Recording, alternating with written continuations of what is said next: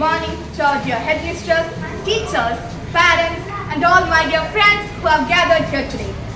Today, as the sun comes up, I see not just a new day, but a reminder of that golden dawn.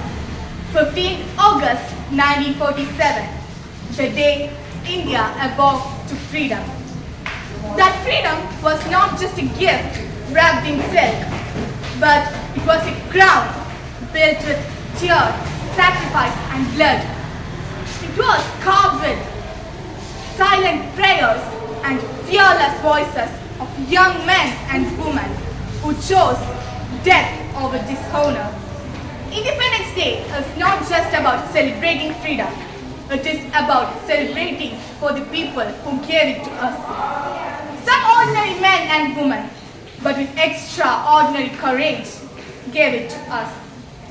Some of them picked up pens, some of them picked up swords, while some of them marched with just faith in their hearts. They were farmers, students, teachers, leaders. But when the call for freedom came, they all left behind their comforts, families, and sometimes even their lives for our motherland. Mahatma Gandhi showed the power of truth and non-violence. Bhagat Singh, Bal Gangadhar Tilak, Jawaharlal Nehru are some social political leaders who bravely fought for our freedom from the Britishers. Rani Lakshmi Bai fought fearlessly, proving that courage knows no gender. Bhagat Singh inspired millions with his call, "Give me blood and I'll give you freedom." And countless many others. Many of them remembered while many of them forgotten.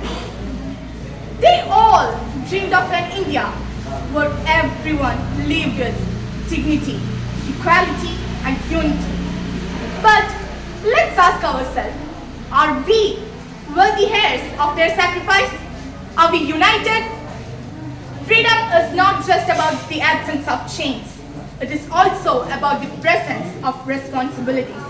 It calls us to rise above our selfishness, to break the wall of division, to ensure no child sleeps hungry, no woman is harmed, no dream is left to die, and no voice goes unheard.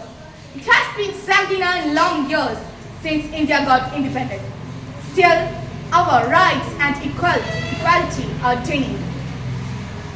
Today, as we stand together, let's promise to not just to be a proud Indian for one day, but to be guardians of that freedom. Because the truest tribute to our leaders lies not in our speeches, but in the way how we live, love, and serve for our country. Thank you. Jai Hind.